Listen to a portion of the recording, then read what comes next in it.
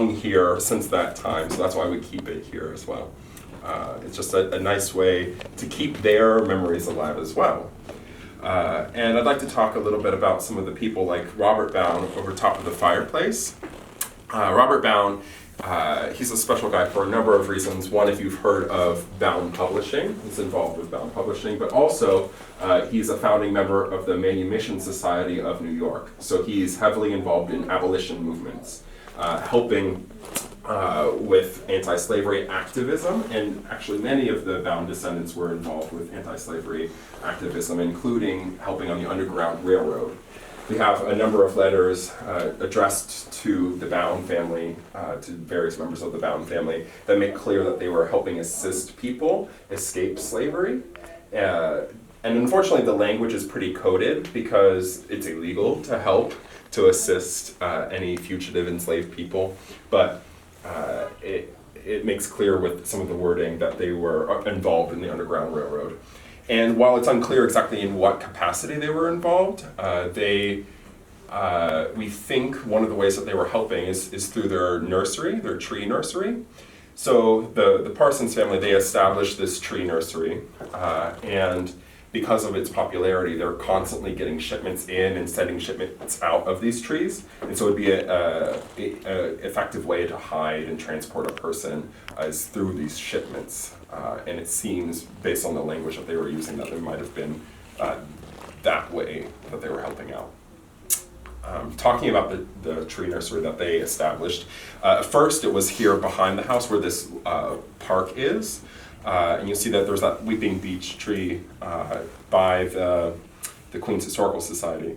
That is not the original tree anymore, because that one passed away in 1999, but that original tree is the mother of all weeping beeches throughout America. It's the first one that was brought over from Belgium by Samuel Parsons to be planted there. And once the nursery took off, they decided to start planting it in what is now Casina Park, but at the time it was started back here.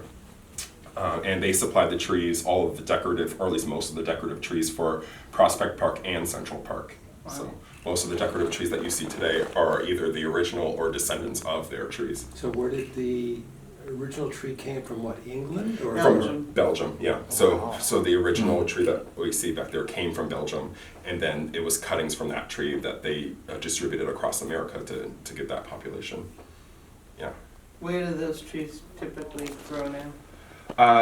There are various places. I'm not sure, to be honest with you, where most of them are. I just know that is, we think, the mother of all of them in America.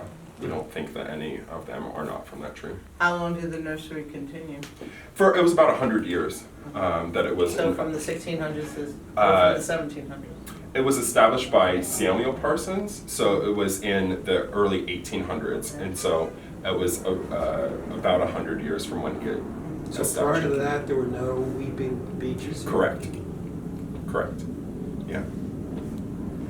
And so that's just another way to show their influence on not only New York, but the entire United States. So obviously that's where the name Parsons Boulevard comes from. Exactly. From when the name switches over from Bowne to Parsons. Yeah.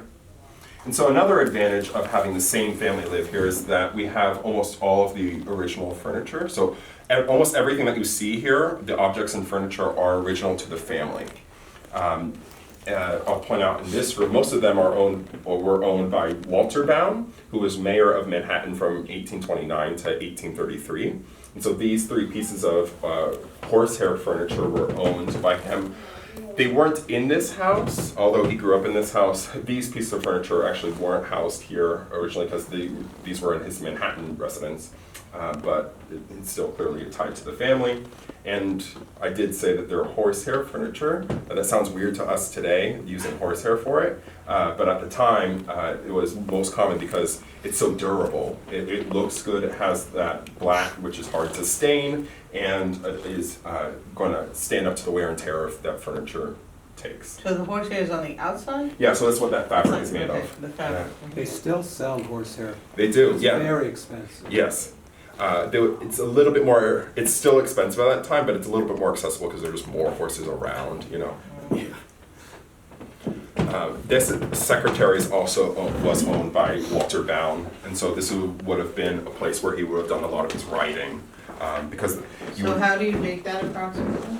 around the time that he was mayor, so like the 1820s and 30s. Where was his Manhattan residence? I think it was in the 20s, the 20th, I think it was like 22nd Street, but I'm not entirely sure, to be honest. But yeah, so this is where he has done a lot of his writing, because writing with with ink at that time is much messier. You don't want to write on your table, and so you want to keep your table separate and have a special place for writing. One thing I'd like to point out, at least especially the kids love this, these tables that fold down, we have 3 of them in this room. You see that we think of folding tables as such a modern invention and modern problem because of New York, the living space. You have to make use of as much space as you can, but even in the 17th and 18th and 19th century, they had tables that would have folded over so you could put them in the corner when you weren't using them.